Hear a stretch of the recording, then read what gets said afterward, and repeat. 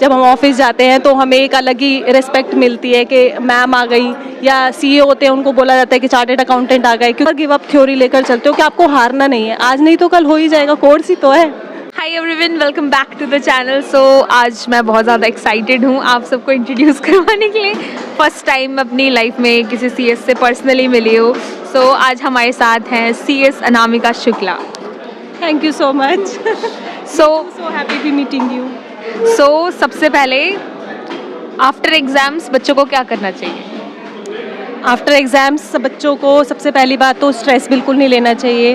आपका एग्ज़ाम कैसा भी गया हो, अच्छा, बेकार, बहुत अच्छा, या आपकी एक्सपेक्टेशन के अकॉर्डिंग अगर ना गया हो तो भी आपको ये नहीं सोचना चाहिए कि नहीं यार मेरा पेपर ऐसा गया वैसा गया, मैं शायद थोड़ी और मेहनत कर सकता था, यार चेकिंग पता नहीं कैसी होगी। तो वैसा कुछ नहीं सोचना चाहिए, just be positive every time, और रिज़ल्ट का वेट करना चाहिए। बट हाँ, मैं एक एडवाइस देना चाहती हूँ कि अगर आपको ऐसा लगता है कि कोई पेपर आपका थोड़ा बहुत भी अगर आपको लगता है कि गड़बड़ हुआ है, या इन केस उसमें ऐसा लगता है आपका एग्रीगेट में हो सकता है कोई प्रॉब्लम हो जाए, तो जब तक आपका रिजल्ट नहीं आता तो आप उस पेपर के लिए थोड़ा थोड़ा उसको बुक्स को गो थ्रू कर सकते हो। लाइक पेपर का एक उस पर्टिकुलर सब्जेक्ट का एक बड़ा पार्ट, क्योंकि रिजल्ट होता है वो 1.5 से 2 महीने के बीच में आता है, तो ये काफ़ी लंबा टाइम होता है। तो मैं बच्चों से अपील करना चाहती हूँ कि वो टाइम को वेस्ट ना करें, उसको थोड़ा थोड़ा यूटिलाइज करते हैं। सो हमने क्वेश्चन तो पूछ लिया, बट आपने तो अपने आप को इंट्रोड्यूस ही नहीं करा। सो आप अपने बारे में कुछ बताओ।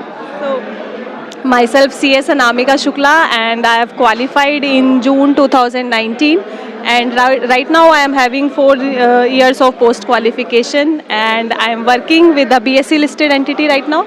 And in my previous years I was also in practice, but right now I have surrendered my COP, so now I am in job. ठीक है। सो कभी आपके साथ हुआ है कि कभी कभी हम बहुत ज़्यादा डीमोटिवेट हो जाते हैं और हमें ऐसा लगता है कि हमसे नहीं होगा, या फिर हम एक टाइम के लिए ऐसा सोच लेते हैं कि बस हो गया, अब बहुत पढ़ लिया, अब नहीं हो ही नहीं पाएगा, पेपर आने वाले हैं। कभी होता है कि हमारी प्रिपरेशन ज़्यादा अच्छे से नहीं हो पाती, तो उस केस में हम क्या कर सकते हैं?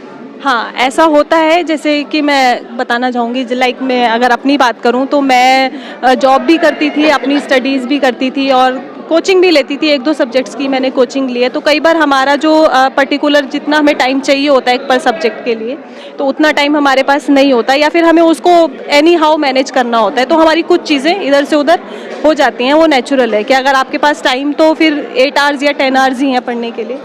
तो कई बार होता है कि टाइम मिस मैनेजमेंट की वजह से हमारी चीज़ें उतनी प्रॉपर अप्रोप्रिएट नहीं हो पाती, तो फिर लगता है कि यार ये छूट गया, वो छूट गया, और मेरा जितना मैं कर सकता था, मेरी जितनी कैपेबिलिटी है उतना नहीं हो पाया, तो डीमोटिवेशन होता है। एज अ CS स्टूडेंट हम सबको ऐसा लगता है कि CS बिल्कुल ड्रीम है हमारे लिए, अगर एक बार CS बन गए तो पता नहीं क्या होगा। सो जिस दिन आप CS बने थे आपको कैसा फील हुआ?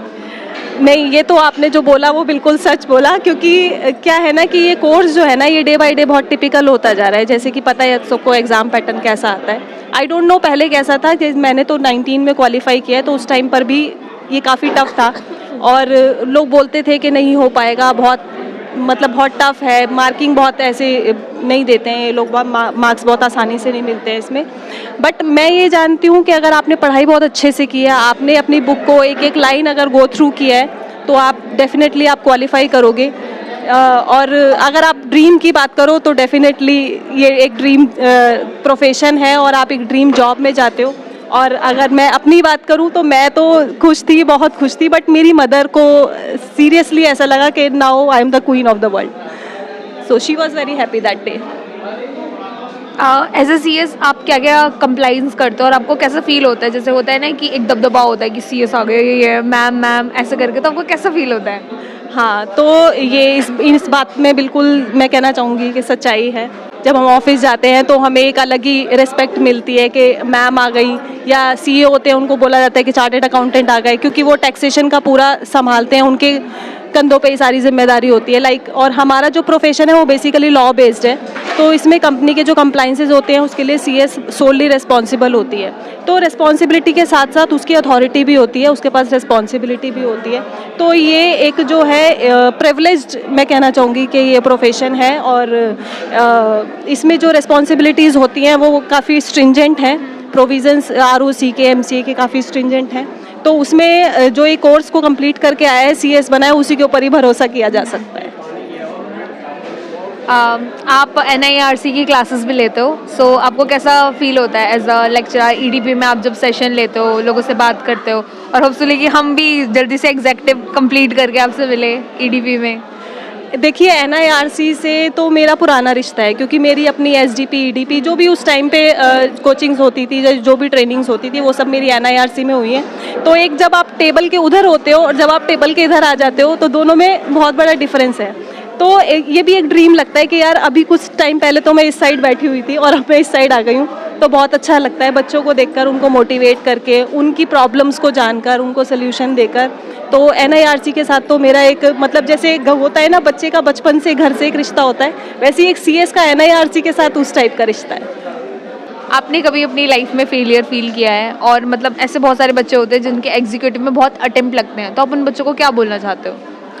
देखो, लाइफ में एक थ्योरी होनी चाहिए, नेवर गिव अप। अटेम्प्ट लगते हैं वो मैं मान सकती हूँ, क्योंकि कोर्स इतना डिफ़िकल्ट है, और जो लोग जॉब के साथ या अपनी जो भी उनकी फैमिली कंडीशंस हैं उनके साथ अगर आप इस कोर्स को कर रहे हो, तो आपको बहुत मेहनत की ज़रूरत है और आपको बहुत मतलब मजबूती की ज़रूरत है। कहने का मतलब ये है कि बहुत आप इसको लाइटली नहीं ले सकते। तो फेलियर्स तो मैंने भी देखे हैं। When I was doing CS at that time I lost my father. तो जब मेरे फादर नहीं रहे थे तो मैं भी बहुत डीमोटिवेट हो गई थी, क्योंकि फैमिली की रिस्पॉन्सिबिलिटीज़ मेरे ऊपर भी काफ़ी हद तक आ गई थी। तो डीमोटिवेशन होता है, बट अगर लाइफ में आपकी थ्योरी है कि अगर आपकी फैमिली आपके ऊपर भरोसा करती है, आप फैमिली के ऊपर ट्रस्ट करते हो और आप नेवर गिव अप थ्योरी लेकर चलते हो कि आपको हारना नहीं है, आज नहीं तो कल हो ही जाएगा, कोर्स ही तो है। मैम का CS से रिलेटेड चैनल भी है, तो सो मैम आप उसके बारे में क्या बताना चाहते हो? हाँ, मेरा एक यूट्यूब चैनल है, इवन मेरा इंस्टाग्राम पेज भी है, और उस पर मैं जो भी MCA, ROC के, RBI के, सेबी के जो भी नोटिफिकेशंस या सर्कुलर्स आते हैं, मैं उसको डिफ़ाइन करती हूँ, एक्सप्लेन करती हूँ अपने चैनल पे। प्लस मैं स्टूडेंट्स की प्रॉब्लम्स को टैकल करती हूँ और उनको टिप्स देती हूँ, और कंपनी लॉ के कुछ भी जो भी मुझे लगता है कि जो थोड़े टिपिकल से सेक्शंस हैं या टॉपिक्स हैं, उनको भी मैं एक ईजी वे में एलैबोरेट करती हूँ अपने चैनल पे, जस्ट बिकॉज के स्टूडेंट्स की हेल्प हो जाएगी इसलिए। सो जैसे मेरे जैसे बहुत सारे स्टूडेंट्स हैं जिनको गाइडेंस चाहिए होती है, तो आप उनको भी कमेंट सेक्शन के थ्रू उनको गाइड करो? हाँ, मैं कमेंट सेक्शन के थ्रू गाइड कर सकती हूँ। मेरा जो मेल ID है वो मेरे चैनल पर कोट है, आप वहाँ पर भी मुझे अप्रोच कर सकते हो। आप मुझे इंस्टाग्राम पे डायरेक्ट मैसेज कर सकते हो। आप मेरे भी किसी भी ग्रुप में आप ऐड हो सकते हो। मेरा व्हाट्सएप नंबर आप ले सकते हो, तो उस पर भी मैं बच्चों के साथ डील करती हूँ, तो I have no problem. Thank you ma'am. बहुत अच्छा लगा आपका इंटरव्यू लेके, और first time as a experience CS से मिलने का काफ़ी अच्छा था। आप बहुत स्वीट हो। Thank you so much. ठीक। अभी तो मेरे को सोच समझ में नहीं आ रहा मैं क्या पूछूं। एक और क्वेश्चन था। हाँ,